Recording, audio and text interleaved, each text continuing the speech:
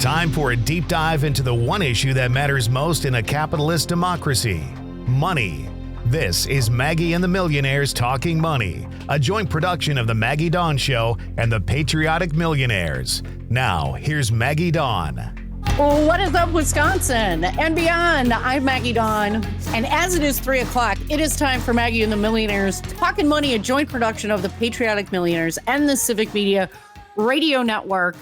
I'm really excited today to be joined by a woman I would call probably the preeminent expert in this area. Her name is Ai-jen Poo. She has been a labor leader, an award-winning organizer, a leading voice in the women's movement, and she is the current president of the National Domestic Workers Alliance and the executive director of Caring Across Generations and a trustee of the Ford Foundation. She is, again, I think one of the preeminent experts on the care economy, which obviously is very close to women's issues. And she is the author of the celebrated book, The Age of Dignity: Preparing for the Elder Boom in a Changing America. We've been talking this week about these big policy reforms that we need to fix our economy. And we need to focus in today on this care economy because women, frankly, have been doing unpaid work for far, far too long. And even where we're compensated, where people who work in the care economy are compensated, it is often at absolutely ridiculously low wages. And this is something that every single one of us will need at some point in our lives, whether for our children, our parents as they age, or ourselves as we age. Everybody's living longer, and many of us need some help as we enter into those golden years. So again, here to talk about both the present and future and the past of the care economy. Our guest today is Ai-jen Poo. Welcome, Ai-jen. Thank you so much for making time. It's really a privilege to talk with you. Well, thank you for having me. I'm so excited to talk to you. And I'm a huge Wisconsin fan, so this is excellent. Yes. Go Badgers. I love it. Yes. And go swing states, right? That too. Tell us, what is the care economy, in case I oversimplified things, and tell us about the state of care in the U.S. How's it going? Who's doing this work? Ooh, such big questions. Okay, so when we say care economy, we are talking about all of the relationships and work and energy that goes into making sure that children, older adults, people with disabilities, the people that we love have the supports that they need to live with dignity, and for children to be able to have the care and the nurturing and the attention that they need at a crucial time in their lives, 0 to 5, to be able to realize their full potential in the world. So we're talking about childcare and early education. We are talking about senior care, disability care in all kinds of settings.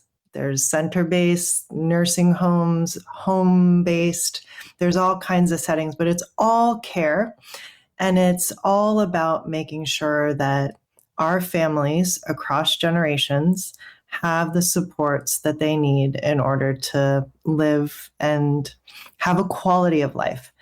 And it is especially impacts people, adult age working people, because care is also the work that makes all other work possible. Yes. I think Senator Casey from Pennsylvania said a couple of years ago, he said, some people need a bridge or a tunnel to get to work, and other people need childcare. Other people need home care. And it is such a it's a foundation of our economy that we have never really talked about in that way until I think the pandemic started to change that, when the pandemic brought the care crisis to everyone's doorstep. And suddenly we were all trying to figure out Zoom, and our kids were crawling on us, and our parents were on lockdown in nursing homes or thousands of miles away. And we had no idea when we were going to see them again. And all of a sudden we were like, oh, wow, this is really hard. And we actually can't do it alone. And so when we talk about the care economy, we're also talking about how do we invest in the systems, policies, and programs that make it possible for us to care for the people that we love, especially while we're working. So critical. You, in your introduction, you talked about, again, care for children, older adults, and those with disabilities so that we can all live with some dignity. That's right. This basic idea that each human being deserves dignity. And then the secondary bridging idea for those that tend to be very focused on economic growth and all of those things. None of that happens unless and until we figure out how to operate the care economy in a more just and equitable way to bring about greater dignity. That growth depends on the care economy. Thank you for making that so very clear. How many people are we talking about here? Oh, so we have new data from Rand Corporation that just came out last week. 105.6 million Americans today are caregivers. Wow. Not about history, but like right now. That is like a third of the country. I was going to say that's a third of our population, 1 out of every 3 people. It's a massive amount of people who are in the care economy. And the truth is, every single one of us in this country is touched by the care economy. Each of us, and the former First Lady Rosalynn Carter once said, there's only 4 kinds of people in the world: people who are caregivers or will be, people who need care or will need care. Like literally, this is a topic, even if we aren't currently caregivers, which 105.6 million of us are, this is an issue that's going to touch every single one of us at some point. And then the other piece that you mentioned earlier, which is so important, is there are actually professionals whose full-time job it is to work in the care economy, who get up every day and take care of our kids, who get up every day and make sure that our loved ones with disabilities are able to live full lives in the community, or to make sure that our aging parents actually have some autonomy and sense of, ability to have choices and agency and quality of life and as they age. That work is so profoundly undervalued in our economy. Yeah. If I were to tell you that the median income of a home care worker in the United States of America is $22,000 per year, literally, you can make more working in fast food in most states than you can working in the care economy. And no shade on fast food, like that is really important, dignified work also, but it just gives you a sense of how we have so deeply undervalued and just not supported this essential workforce, which, by the way, we're going to need for a pretty long time, because ChatGPT, no matter what you tell it, is not going to be able to take care of your parent, right? And you can't outsource this work. You can't automate it. I mean, it's not AI. You can't outsource it. It requires human beings. Let's dig in. I mean, $22,000 a year, the average take-home pay of someone that works in the home care industry. When we know that the average median income that is required for a single adult with no children is around $40,000. Right. It is barely half that. Right. We know that working families, whether we're talking about elder care, child care, care for persons with disabilities, it is so expensive for middle-class families. First of all, why is it so expensive? And if it's so expensive, why are the people that provide this work paid so very little? It's such a great question. And I get asked it a lot because it really doesn't add up. Like the math isn't mathing. Unintended and literally, right? And literally, exactly. So there are fixed costs associated with operating a safe and quality childcare center, for example. And right now, our funding for childcare is this like patchwork of state and federal funding pots that is always under-resourced. And so these centers are trying to piece it together in order to stay operating. And if you can't piece it together with this patchwork of inconsistent funding from these different pots, then you're passing the expenses along to parents. And you're taking wages from workers. Like you really don't have a lot of options. And the thing about this is that care is a challenge or a problem that the market can't solve. I am a believer, if the market can solve a problem, it absolutely should. But we have kind of left it to the market to address our collective need for care in this country in a way that no other G7 country in the world has ever done. We spend so little on care. Literally, like we spend about $500 on average per child per year for care. Which is literally ridiculous. And I mean, other wow. G7 countries, it's like 14,000, 15,000. And even they are saying that that's not sufficient because care is such a fundamental shared need and priority of any society.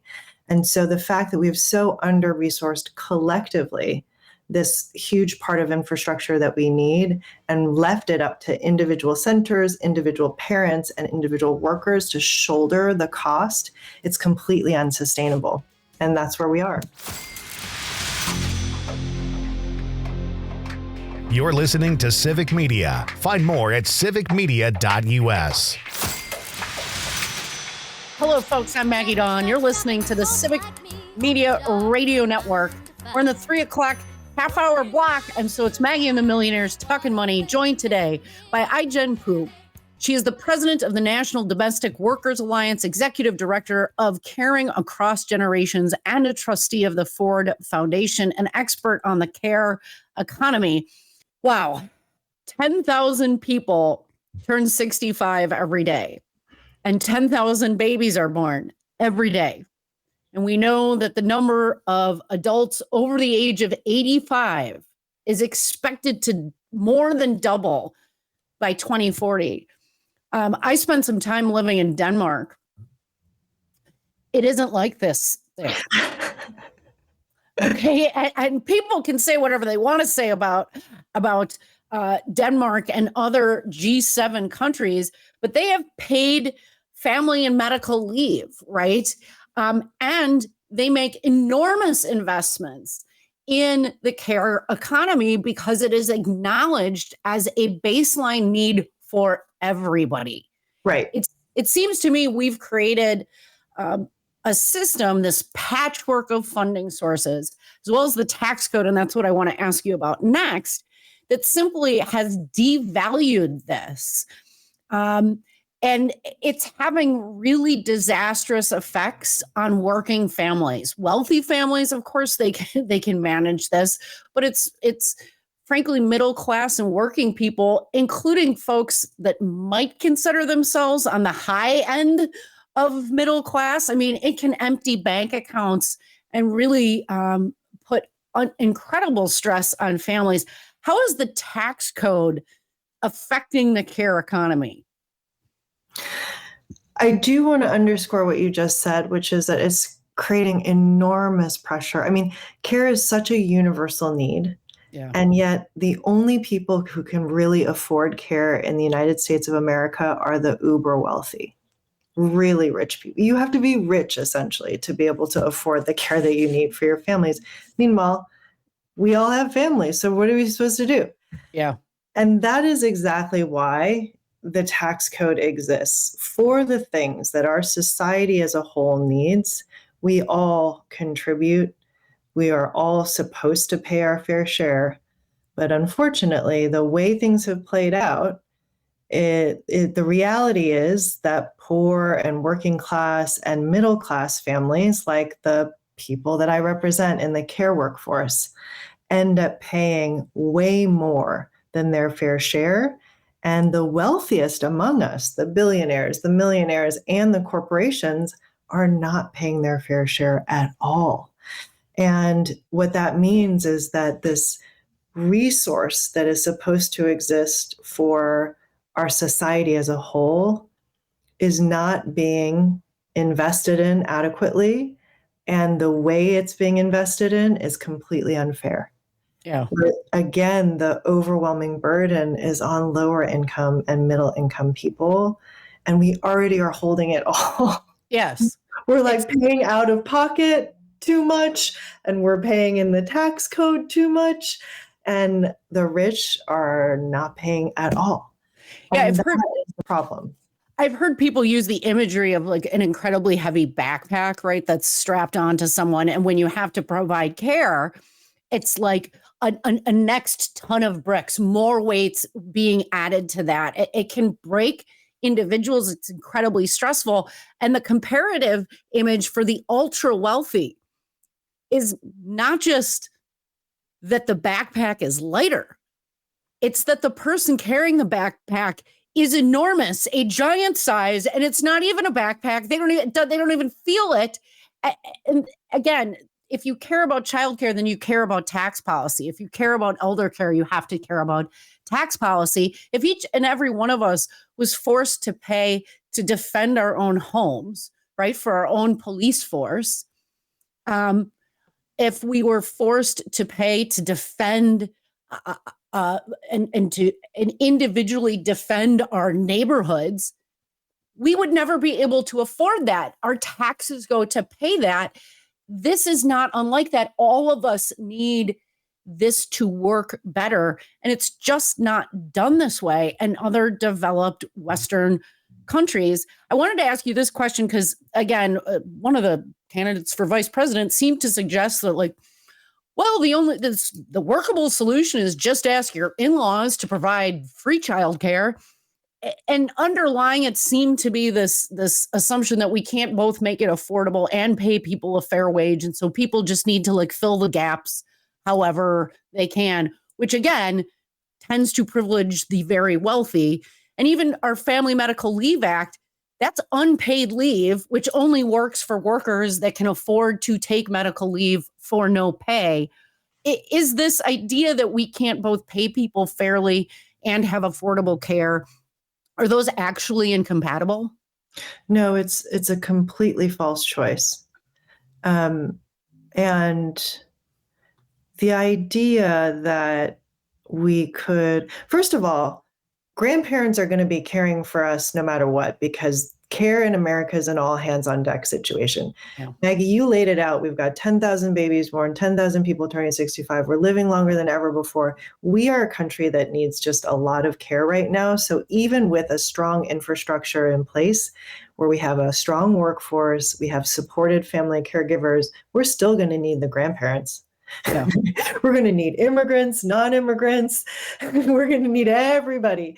And that is how it's supposed to be, because it's not an either or. It's not either a personal responsibility or a societal responsibility. Actually, care is one of the most profound responsibilities and roles that we have in our lives. That's not going to change. What needs to change is our societal commitment to supporting it. Right. Yeah. And that has not happened. And the only way that happens is through the tax code. You raise the revenue to be able to invest in building new systems. Very briefly, Jen, I'm sorry, we've got to put a pin in it, but I want to ask you this. What should people do if they're listening to help build a better care infrastructure? Make a plan to vote and vote for champions who are going to raise revenue and invest in care. Thanks so much. That's Ai-jen Poo, the president of the National Domestic Workers Alliance. I'm Maggie Dawn. Thanks for listening to Maggie and the Millionaires Talking Money, a joint production of Civic Media and the Patriotic Millionaires. For more information, go to patrioticmillionaires.org and be sure to tell your friends. The Patriotic Millionaires buy advertising across a number of Civic Media stations.